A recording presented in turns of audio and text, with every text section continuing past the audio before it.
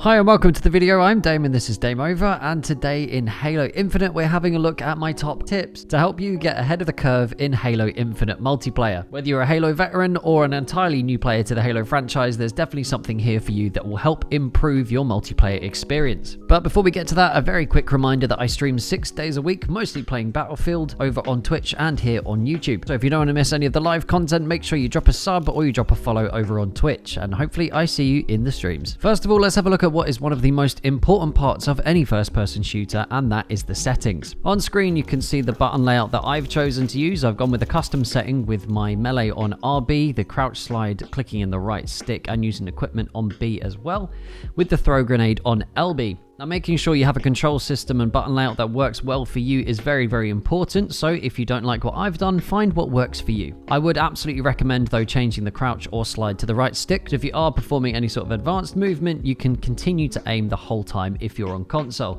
The same thing goes for if you are playing with keyboard and mouse. Make sure your button bindings are exactly what you want them to be, and you don't have to panic and think what they are in a pinch. And just as important as your button layout is your sensitivity. As you can see, if you're playing with the controller, there are a few options that you can tinker with. So the first one that I decided to change was my look sensitivity. I found my sweet spot is at 9 with the horizontal and 9.5 with the vertical, but bearing in mind that on Halo, being able to turn on someone because the TTK is very, very slow isn't really how the game is designed. So you'll find that especially the horizontal turning speed will feel particularly slow. To help combat that, you can change the look acceleration, which means the longer you hold the stick in any direction, the more it will then speed up to get to that maximum speed. And if you prefer to not have look acceleration at all, just take it all the way down to the lowest value. Again, this is something you should change and tinker with as you go along until you find the sweet spot that works for you. Next up are the video settings and your field of view, something that's very, very important, again, in a first-person shooter. Now, I like my field of view to be pretty high, which is why I've got mine at 95, but most importantly for me are all of these sensory options. I try not to have any sort of distracting stuff happening on the screen to not interrupt the gameplay, so the blur is all the way down, the screen shake is all the way down. The exposure and full screen effects I've taken down to 50%, again, to limit those distractions so I can focus on what's in front of me. Now, as a content creator, I tend to put music over videos, which you can hear right now, so I've decided to turn the music all the way off, but if you are playing without music, it really does help to, again, not distract you from what's happening in the actual fight. So if that's an option you want to try, there it is.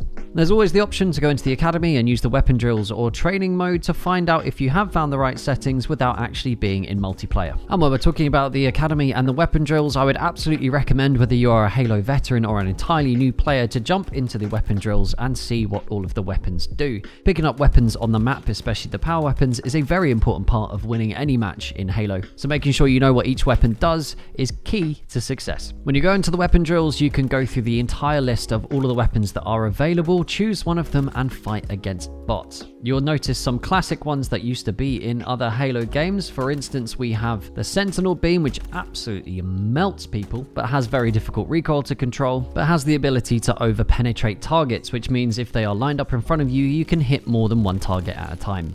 If you wanted to get used to the default loadout that you start every match with, you can test out the MA40 AR and the sidekick as well. Knowing how each of the weapons works and how it affects your opponents is going to inform how you approach each of the gunfights. The weapon drills do not take very long at all to get your head around how the weapons work, so I'd go ahead and jump in and just have a little play around. There are quite a few weapons to get your head around, so if you want to know more information about how each of them works and how best to use them, let me know and I will make another video. Just drop down in the comments and say, yes please, weapon drills, yes please. Movement is incredibly important in Halo multiplayer. You're able to sprint, jump, crouch, slide, and mantle around the maps. While Halo Infinite has borrowed some things from other Halo games, it is way more of a sort of classic Halo feel, like Halo 2 and 3. There are abilities that you can use, which we'll come to in a minute, but make sure you're being careful while you're moving around the map. If you decide to jump, sprint, or shoot, you will appear on people's radar if you are close enough. So if you have the choice to walk instead of sprinting, I'd definitely go for it so the enemy team won't know where you are. And if you are sprinting, there is also a raise weapon animation that you have to go through, which delays you being able to engage in a fight. So if you can walk instead of sprinting, especially when you're approaching a fight, I would absolutely recommend it to help give you that split-second advantage over your opponent. When you're in a gunfight, because the TTK in this game is actually pretty long, you have to take down the shields and then take down the health separately. Making sure you are staying mobile and active when you're in a gunfight instead of just standing still is absolutely key to surviving. Headshots are super important in Halo, so make sure you aren't making it easy for your opponent to just hit you square in the bunt. Strafing, jumping, crouching mid-gunfight are all ways to help you survive, and don't forget to use your melee. Melee is a 2-hit kill from front on with full shields, but from the back, it's a 1-hit instant kill. Equally, using your grenades to take down an opponent's shield and then finish them off with a weapon or vice versa is also a very, very good way to go. Learning how the grenades work, what they do to your opponents, and especially with the frag grenade, how bouncy it is because you can bank it off walls to go around corners, is a very important skill to practice.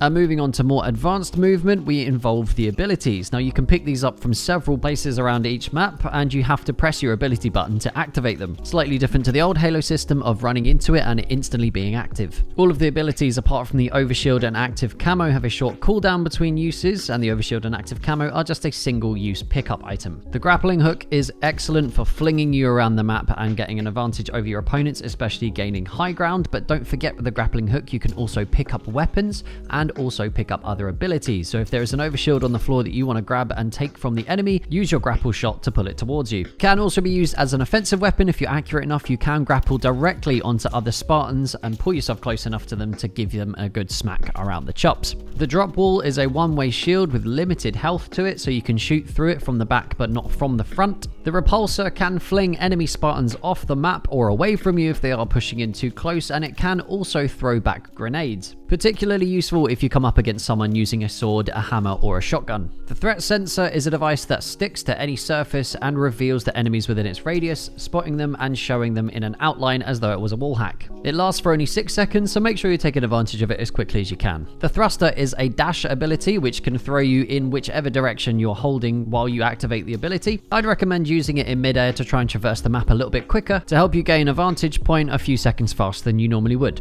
Lastly, we've got the overshield and the active camo. The overshield gives you a 200% shield that immediately starts depleting, just like in previous Halos. It takes about 40 seconds to fully decay from the moment that you activate it, but obviously it makes you twice as hard to kill. Now the active camo has been in most Halo games in some sort of form, and it's very, very powerful in Halo Infinite. You are actually very, very difficult to spot. In previous Halos, you could see someone shimmering around and you'd be able to catch them out even if they did have the active camo on. You have about 30 seconds of invisibility. The invisibility does temporarily stop if you shoot your weapon, melee, throw a grenade, or sprint, but you will become invisible again if you stop doing any of those things. One really big advantage though is that you do not show up on motion trackers while you're invisible, so you can't be spotted by threat sensors or anything like that. It's the ultimate sneaky way to get around. And here are a few tips for a couple of the game modes. Starting with capture the flag. Flag juggling has made a return in Halo Infinite, so if you do pick up the enemy flag, you can jump and change weapon to let go of it, and it throws it forward a few yards. This is slightly preferable to sprinting because if you sprint while holding the flag, it reveals you on the map for the enemy team. You can use this to juggle the flag backwards and forwards between your teammates, pass it on, etc, etc.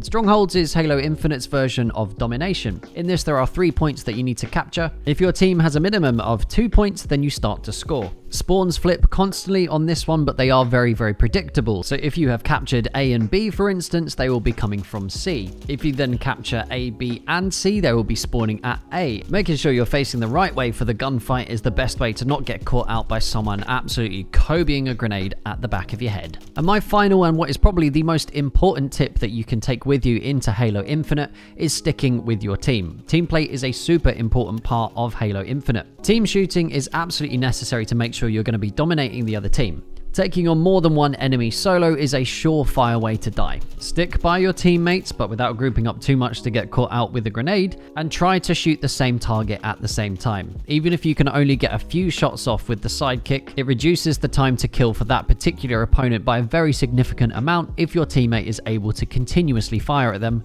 and vice versa. Using the ping system and marking enemy opponents as well can be very useful, so don't forget to use it. So those are my top tips for Halo Infinite if you are new or a Halo veteran. If there's anything you think I missed or something else that's really important, let me know what it is down in the comments. If you found this video useful, hitting the like button would be massively appreciated. If you're new around here as well, hitting that sub button too would be great. Here's a very quick thank you to my Dame Operatives, those of you guys supporting the channel on Patreon, and here's a big shout out to my members here on YouTube and my subs over on Twitch. You guys make this all possible, and I'll catch you in the next one.